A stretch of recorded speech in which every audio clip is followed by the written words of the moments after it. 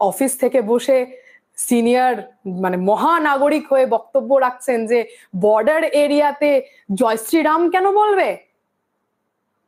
আচ্ছা, সেই গরিব মানুষরাই হাতে কেঁদে কাস্তে নিয়ে বর্ডার পাহারা দিচ্ছে, তারা জয় শ্রীরাম বলছে নিজের বাড়ির এলাকা পাহারা করার জন্য নয়, বর্ডারে ফেন্সিং এর জন্য, দেশের পাহারার জন্য। আপনি তো বাড়িতে বসে বসে বিভিন্ন কন্ট্রোভার্সিয়াল কথাবার্তা বলেই যাচ্ছেন। আচ্ছা, অন্যান্য দেশে, আচ্ছা বাংলাদেশের কথা বলুন তো, সেখানকার সেনা প্রধান যে 4টে লাইন বলার মাঝে 5 বার ইনশাআল্লাহ ইনশাআল্লাহ করে, তাহলে তার ক্ষেত্রে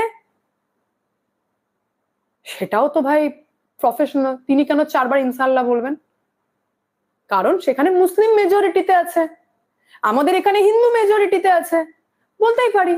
এটাতে কন্ট্রোভার্সিয়াল কি আছে? জয় শ্রীরাম যে কেউ বলতে পারে, টিএমসির লোকও বলতে পারে, বিজেপির লোকও বলতে পারে, সিপিএম বলবে কিনা তার ম্যাটার, কংগ্রেসের লোকও বলতে পারে, বলতেই